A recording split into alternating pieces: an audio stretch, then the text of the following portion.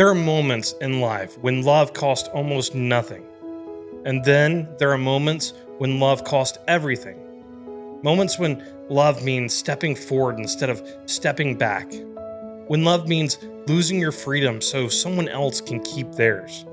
When love means I'll take his place. We admire those moments instinctively. We don't have to be taught to admire them. We don't debate whether they're beautiful. We simply know they are. But here's the apologetic question we almost never ask. Why does sacrificial love feel morally right at all? If the universe is nothing more than matter, motion, and survival of the fittest, then sacrificial love makes no sense. It's inefficient, it's irrational, it's dangerous. And yet, every culture, every generation, every human heart recognizes it as good. Tonight, we're stepping into Genesis chapter 44, and what we'll find there is not just an emotional story, but a powerful apologetic argument. Sacrificial love points beyond humanity, to God Himself.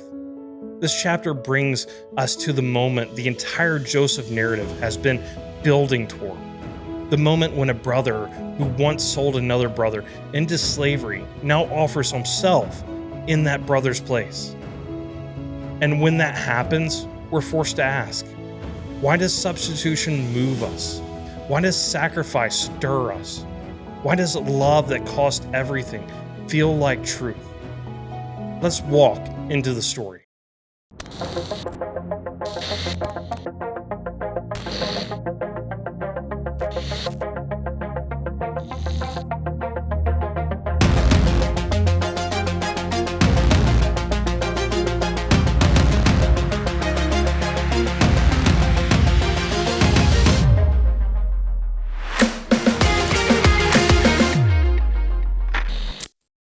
Let's read Genesis chapter 44, verses 16 through 34 together.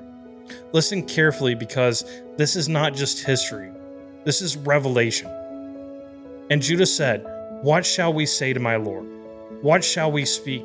Or how can we clear ourselves? God has found out the guilt of your servants. Behold, we are my Lord's servants, both we and he also, in whose hand the cup has been found." But he said, "Far be it from me that I should do so. Only the man in whose hand the cup was found shall be my servant. But as for you, go up in peace to your father." Then Judah went up to him and said, "Oh, my lord, please let your servant speak a word in my lord's ear. And let not your anger burn against your servant, for you are like Pharaoh himself. My lord asked his servants, saying, 'Have you a father or a brother?' And we said to my lord, 'We have a father, an old man, and a young brother, the child of his old age.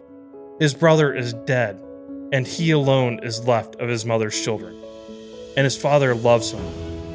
Then you said to your servants, 'Bring him down to me, that I may set my eyes on him.' We said to my lord, 'The boy cannot leave his father, for if he should leave his father would die.'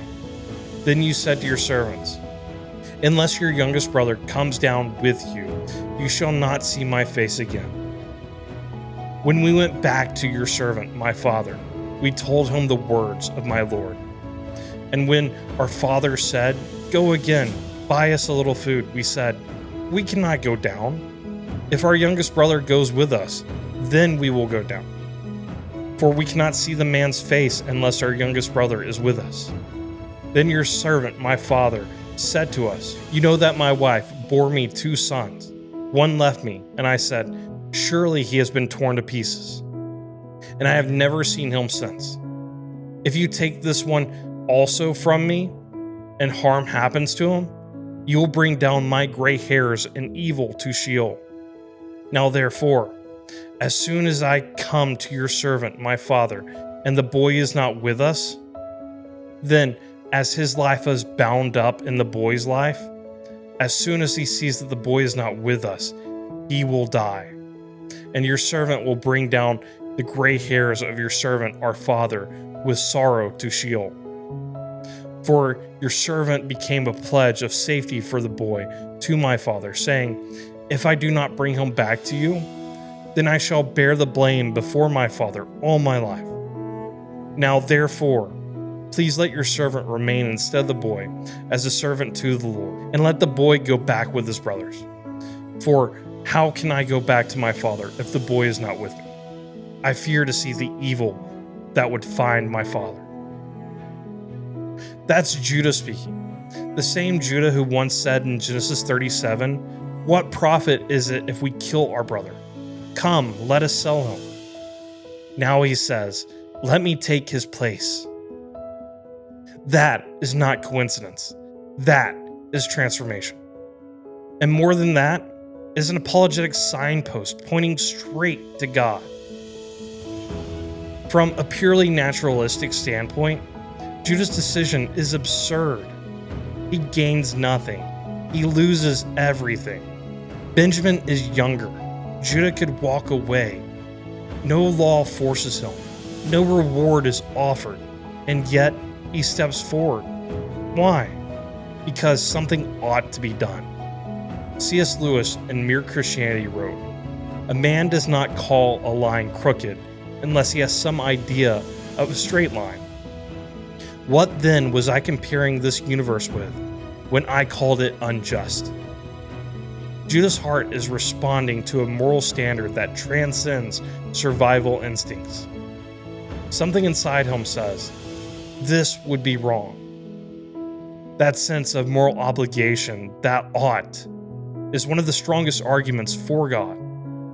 R.C. Sproul said it plainly. If there is no God, then there is no such thing as objective right and wrong, only personal preference. And yet Judah acts as though right and wrong are real. Sacrificial love assumes a moral law. A moral law implies a moral lawgiver. Genesis 44 doesn't just show us sacrifice. It shows us the source of sacrifice. Judah's plea is substitutionary. Let your servant remain instead of the boy. This is not Mosaic law. This is not ritual sacrifice. This predates Sinai. Why does substitution feel right? Because the human heart is wired for it.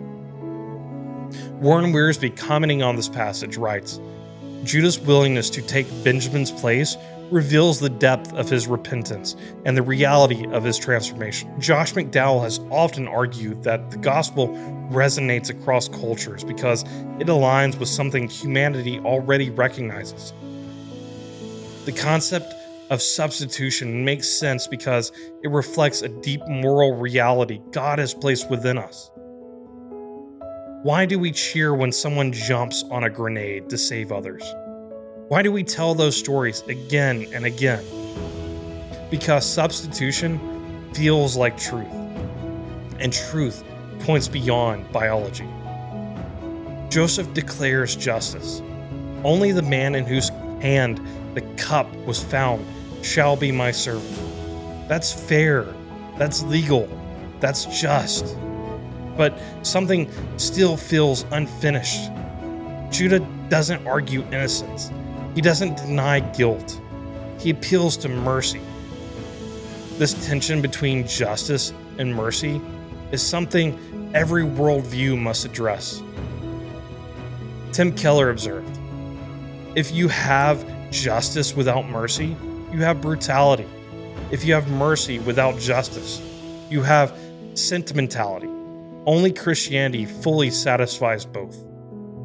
Genesis 44 shows us this balance before the cross. Judah doesn't ask for injustice. He offers substitution. Justice is satisfied. Mercy is extended. That's not human invention. That's divine logic.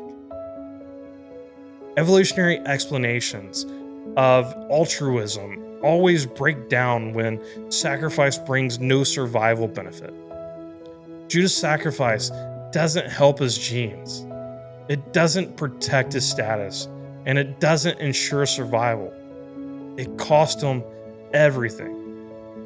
Frank Turk puts it this way: if morality is just survival behavior, then dying for someone else is a mistake. But we know it's not a mistake. We know it's noble. That knowledge is the problem for atheism and the evidence for God. Judah steps forward as a substitute. A brother offers himself for another brother, and this is not accidental. Judah is the line through which Christ will come.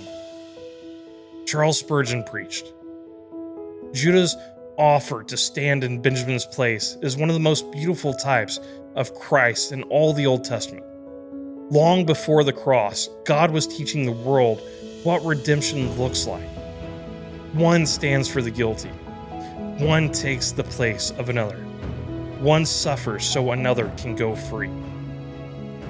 That story doesn't originate in human imagination. It originates in the heart of God. So what does Genesis 44 teach us? Not just theologically, but apologetically.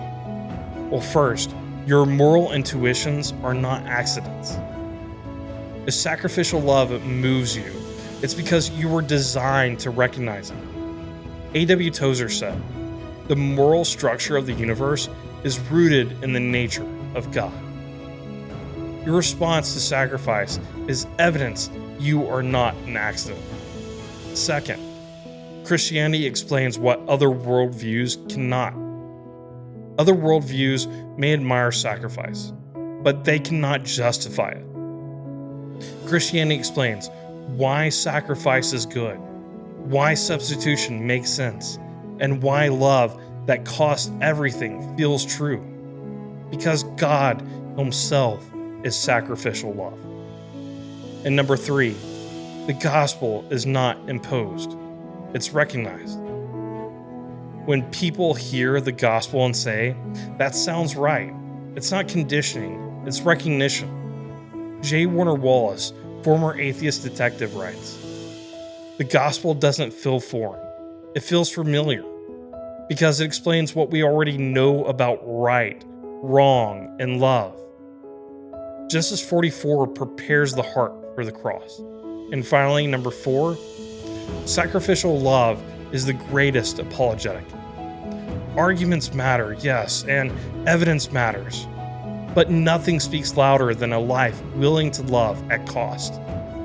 Jesus Himself said, by this all people will know that you are my disciples, if you have love for one another.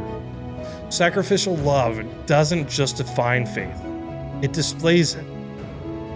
If this message stirred something in you, consider liking this video, subscribing, and sharing with someone who is wrestling with faith or doubt.